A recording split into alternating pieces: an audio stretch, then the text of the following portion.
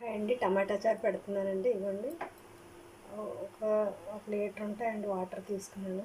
మనకు కావాల్సిన వాటర్లో చింతపండు రసం, నిమ్మకాయ సైజు అంత నిమ్మకాయ సైజు అంత చింతపండు పిండుకొని రసం తీసుకుని వేసుకున్నానండి.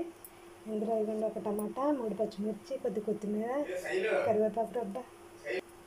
ఇవ్వండి ఒక టమాటా, 3 పచ్చిమిర్చి, కొద్ది కరివేపాకు, ఒక రబ్బు కరివేపాకు, చిన్న ఉల్లిపాయ ముక్క, కొత్తిమీర అండి. ఇందులో వేసుకోవాలండి మరుగుతున్నప్పుడు చింతపండు. ఇందులో ఉప్పు పసుపు వేసుకున్నానండి. చింతపండు రసం అలా వేసుకోవాలి. చారు బాగుంటుందండి ఇలా పెట్టుకుంటే. ఇందులో చిన్న బెల్లం ముక్క వేసుకోవాలండి. ఇవ్వండి చిన్న బెల్లం ముక్క వేసుకోవాలండి. ఇంకా ఒక 10-20 నిమిషాలు మరిగిన తర్వాత తాలింపు పెట్టుకోవాలండి. ఎంత బాగా మరిగితే అంత బాగుంటుందండి చారు. ఇవ్వండి ఇలా మరుగుతున్నప్పుడు ఒక స్పూను ధనియాలు ఇలా చెదగొట్టుకుని వేసుకోవాలండి. అలాగే ఒక హాఫ్ స్పూన్ జీలకర్ర వేసుకోవాలండి. ఇవ్వండి చారు, టమాటా చారు బాగా మరిగిందండి.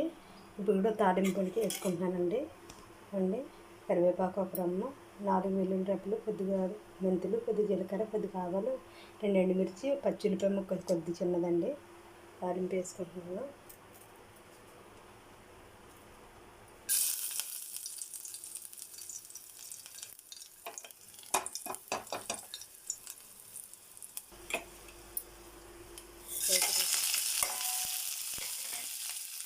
ఇవ్వండి ఒక తాలింపు బాగా వేసిన తర్వాత పచ్చిమిరపకాయ ముక్క వేసుకుంటాను. ఇవ్వండి తాలింపు ఇలా బాగా ఫ్రై అవ్వాలండి.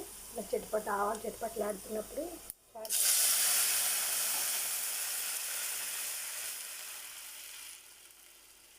ఇలా ట్రై చేయండి, బాగుంటుంది చారు. ఓకేనండి, లైక్ చేయండి, సబ్స్క్రైబ్ చేయండి ఫ్రెండ్స్.